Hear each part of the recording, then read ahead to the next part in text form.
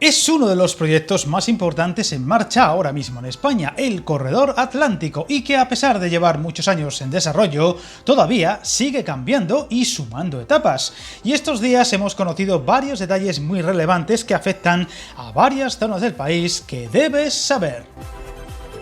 Ya tenéis varios vídeos en el canal dedicados al Corredor Atlántico, pero hoy nos centraremos en las recientes aclaraciones a varias dudas que seguía habiendo en diferentes posibles trazados y añadidos al proyecto original, que se han desvelado por parte del comisionado del gobierno para este proyecto, José Antonio Sebastián, que ha aclarado que el Corredor Atlántico descarta a Zamora para conectarse a Portugal y elige Salamanca y Badajoz para esa conexión por alta velocidad, tal y como ya se viene defendiendo desde hace muchos años, aunque en los últimos tiempos la presión tanto en Portugal como en Zamora había sido creciente para unir Oporto y Madrid por esta zona por ser la más rápida y eficiente al tener todo el trazado en España ya acabado.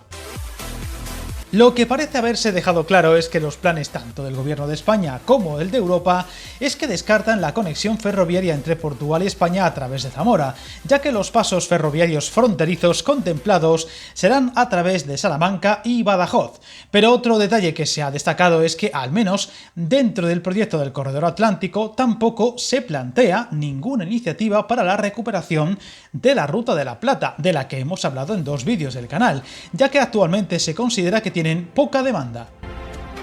Viajar en tren nunca fue tan fácil. En trenes.com encuentra y reserva tus billetes de Renfe, Wigo, Irio y muchos otros países europeos. Vive experiencias únicas a bordo y recuerda, si vas sobre raíles, está en trenes.com.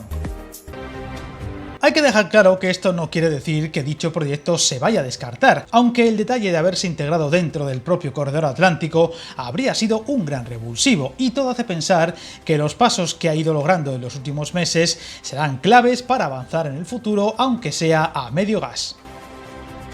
Hay que destacar que la posibilidad de conectar Portugal con Zamora ha sido impulsada por diversos colectivos a ambos lados de la frontera, en especial por la asociación Valedouro, en Portugal, para construir esa conexión ferroviaria entre Oporto y Madrid, iniciativa que aprovecharía la infraestructura ya existente en la estación de la capital zamorana y su conexión de alta velocidad con Madrid, permitiendo reducir el tiempo de viaje a 2 horas y 45 minutos con Oporto y dejando a la práctica totalidad de la necesidad de construir nuevas vías en Portugal, al estar casi todo hecho en España y a falta de escasos kilómetros de nueva construcción hasta la frontera.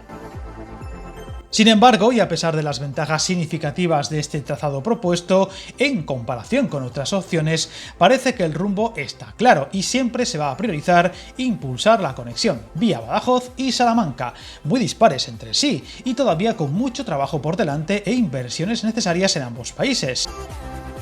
En Salamanca, por ejemplo, se requeriría llevar el AVE hasta la capital charra en un recorrido adicional de 90 kilómetros con Medina del Campo y después conectarse también a través de Fuentes de Oñoro en un recorrido ahora en obras de electrificación.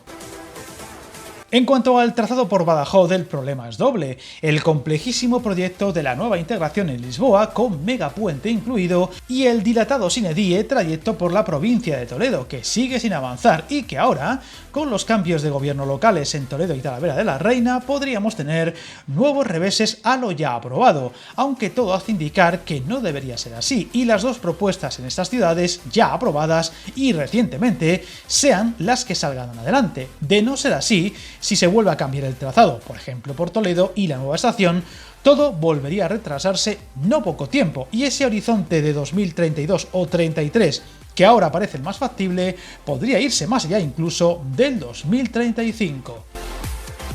En cualquier caso, ambos proyectos están ya muy avanzados en los planes nacionales y también europeos, por lo que la iniciativa de esa tercera conexión, no incluimos aquí la posible reapertura del Faro Huelva, por Zamora, digamos que llega tarde, y a pesar de su legitimidad más que considerable en muchos aspectos, va a tener que esperar no pocos años para siquiera ser planteada, aunque en cualquier caso este frenazo a estas intenciones nunca deberían verse como algo definitivo, y confiamos en que más pronto o más tarde, y si se sigue peleando con fuerza, pueda acabar materializándose algún día. Sin duda estaremos atentos a la marcha de lo que se ha expuesto en este vídeo y a posibles cambios y novedades que puedan ir llegando, y aquí iremos contando. Suscríbete al canal y recuerda, hasta el camino más largo se inicia con un primer paso.